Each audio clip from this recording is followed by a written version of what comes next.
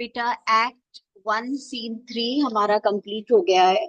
और सीन 3 में जो क्रिटिकल पॉइंट्स हैं, जो इम्पोर्टेंट पॉइंट्स, जो तुम्हें ध्यान रखने वाली चीजें हैं, जो वो जरा सा भी घुमा करके पूछते हैं, वो सारी चीजें आज हम पढ़ रहे हैं। तो आपके पास नोट्स में एक पेपर आपको मिला है जिसपे लिखा हुआ भी है क्रिटिकल पॉइंट। अब वो छोटे छोटे से जो चीजें हैं उसे मैं एक्सप्लेन कर रही हूँ, गो थ्रू दैट, और आपको जरूरत पड़ेगी एंड यू विल राइट। तो सबसे पहले हमने देखा कि ये जो सीन है इसमें रात का टाइम दिया हुआ है, नाइट, और तूफान आ रहा है। तो बेटा ये नाइट का क्या मतलब है, नाइट क्या सिंबलाइज करता है? तो हमारा फर्स्ट पॉइंट है, night is often associated with evil, कुछ बुरा होने वाला है। It is used as a background for plotting conspirators. तो नाइट जो टाइम है, इट इज अबाउट, वो बैकग्राउंड सप्लाई कर रहा है कि कॉन्स्पिरेटर्स आर प्लॉटिंग, वो कॉन्स्पिरेसी कर रहे हैं, प्लॉट कर रहे हैं, इसलिए रात का एटमॉस्फेयर है and night is associated with evil. अब दूसरा तूफान आ रहा है। तो सेकंड पॉइंट क्या लिखा है, storm gives rise to a feeling of fear, it contributes to an eerie atmosphere. तो ईरी एटमॉस्फेयर का मतलब क्या हो गया, जैसे अनकंफर्टेबल एटमॉस्फेयर। तो तूफान जो है बेटा, वो हमें इंडिकेट करता है कि ये लोगों के लिए डिफिकल्ट टाइम है, क्योंकि एक पॉपुलर लीडर की डेथ की बात चल रही है, उसकी किलिंग की बात चल रही है, उसकी मर्डर की बात चल रही है। तो night symbolizes evil, plotting conspirators. Storm, it contributes for an eerie atmosphere as well as it arises the feeling of fear. दो चीजें हो। अब बेटा स्ट्रॉम का मतलब एक और होता है कि सोसाइटी में जो सब कुछ ठीक चल रहा था, वो सब कुछ डिसऑर्डर में होने वाला है, इसीलिए वो इतना तूफान आ रहा है। तो हमने स्ट्रॉम का दूसरा मीनिंग समझा है, storm suggested disorder in the society, order destroy हो रहा है सोसाइटी का। और बेटा conspiracy to kill the head of the state is a kind of disorder of the society. और अगर आपके जो कंट्री का हेड है उसे आप अगर किल करना चाह रहे हो तो ये डिसऑर्डर है।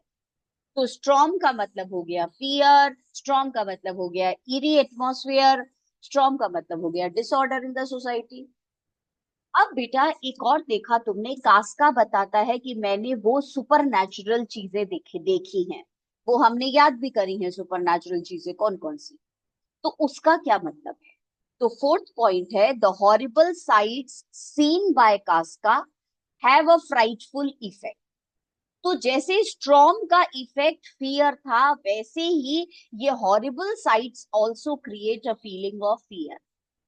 These are indicating towards destruction होगा, वायलेंस होगा, इविल ओमेंस हैं, अपशकुन हो रहे हैं, ये सारी चीज। अब इसे साइड में रखते हैं और अब हम जाते हैं हमारे कैरेक्टर्स की तरफ।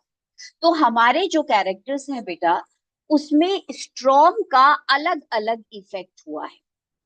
तो स्ट्रॉम जब कास्का देखता है तो डर जाता है, जब वही स्ट्रॉम सीजरो देखता है तो उसे नेचुरल इवेंट समझता है, और कैशियस जब इस स्ट्रॉम को देखता है तो बेटा वो मैनिपुलेट करना शुरू कर देता है अपने फायदे के लिए।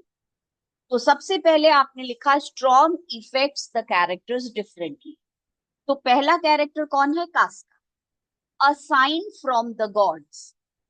बेटा कास्का ने सोचा ये स्ट्रॉम भगवान का सिग्नल है, अ साइन फ्रॉम गॉड, कि कुछ गड़बड़ होने वाला है। ब्रेथलेस एंड स्टेयरिंग, उसको सांस नहीं आ रही है बेटा, इधर उधर ऐसे स्टेयर कर रहा है। He believes that the gods are warning mankind. ये कास्का के ऊपर इम्पैक्ट हुआ था स्ट्रॉम का। दूसरा कैरेक्टर क्या लिखा है, Cicero. Cicero believes it to be a bad weather, मौसम खराब होता है, आज मौसम खराब है। नो ओपिनियन ओवर, उसके बारे में कोई डिस्कशन नहीं है। And he wants not to be on streets in such weather, मौसम इस लायक नहीं है कि बाहर घूमा जाए, चलो घर चलो। अब हमारा तीसरा कैरेक्टर था कैशियस। वो जब तूफान को देखता है, फियरलेस ऑफ इट, वो तो बेटा कहता है मैंने तो जो जैकेट है उसके भी बटन खोल रखे हैं, और मैं तो इनवाइट कर रहा हूँ thunderbolt should hit me and this and that. He is fearless, positively बेटा attracted towards storm, challenging the sky to harm him. It fills him with boldness and compares it with Caesar. और बेटा manipulation start हो जाता है कि इतना खतरनाक तूफान भी नहीं है जितना खतरनाक सीजर। अब बेटा सिक्स पॉइंट जो हमारे इस सीन में सुपरनैचुरल अननेचुरल बेटा जो पोर्टेंट्स दिखाई दिए हैं, ये पोर्टेंट्स का मतलब होता है वो चीजें जो फ्यूचर को इंडिकेट करती। तो बेटा ये जितनी चीजें दिखाई दी हैं सुपरनैचुरल अननेचुरल पोर्टेंट्स, ये सिंबलाइज करती हैं unnatural events that are soon to take place in Rome. अब हम आते हैं बेटा कैरेक्टर्स पे। हर सीन में कैरेक्टर्स जो हैं उनकी कैरेक्टरिस्टिक्स हमने लिखी हुई हैं, बहुत ही ज्यादा जरूरी होती हैं, और हर सीन के साथ में क्रिटिकल पॉइंट्स में देती हूँ, तो उसे उठा के ऐसे मत रख देना, बिल्कुल आपको बेटा क्रीम ऑफ द सीन मिल जाता है इसमें।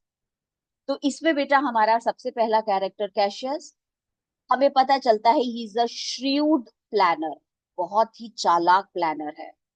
He has a strong power of observation, उसे पता है बेटा ये डर रहा है कास्का, तो अब इसको कैसे मैनिपुलेट करना है।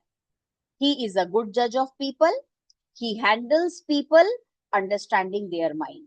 ब्रूटस को बेटा अलग तरीके से इंस्टिगेट किया, कास्का को अलग तरीके से इंस्टिगेट किया।